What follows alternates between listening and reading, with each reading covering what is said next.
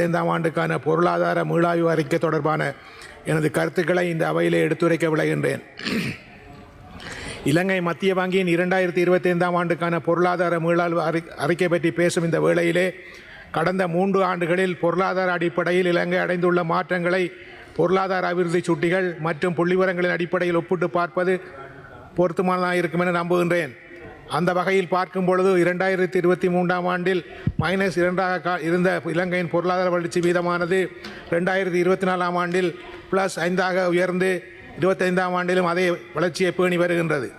2023ஆம் ஆண்டில் $3,818 அமெரிக்க டாலர்களாக இருந்த ஆழ்வீத வருமானமானது 2024ஆம் ஆண்டில் $4,546 உயர்ந்து 2025ஆம் ஆண்டில் முதன்முறையாக 5,000 அமெரிக்க டாலர்களை தாண்டி உள்ளது. இது மகிழ்ச்சி தரும் செய்தியாகும்.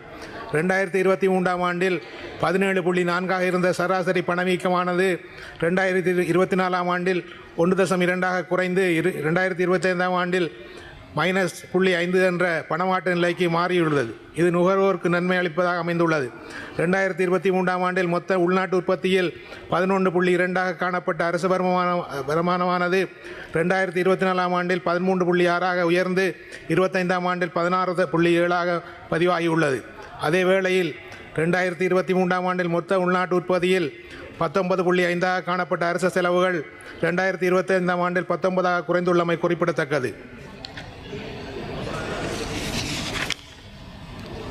உள்நாட்டு இறைவரி திணைக்களத்தின் வரி மறுசீரமைப்பின் விளைவாக 2023ஆம் ஆண்டில் 0.6% இருந்த முதன்மை மிகையானது 2024ஆம் ஆண்டில் 2.2 உயர்ந்து 2025ஆம் ஆண்டில் 5.4 என்ற வரலாற்று சாதனையை அளவை எட்டியுள்ளது.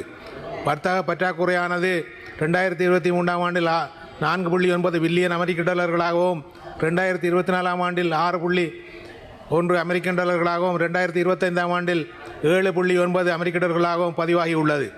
அரசின் வெளி நின்ற பொது படுகடனானது 2023ஆம் ஆண்டில் மொத்த உள்நாட்டு உற்பத்தியில் 104% காணப்பட்டது. இது 2024ஆம் ஆண்டில் 95.5 2022ஆம் ஆண்டில் 99% குறைந்துள்ளது.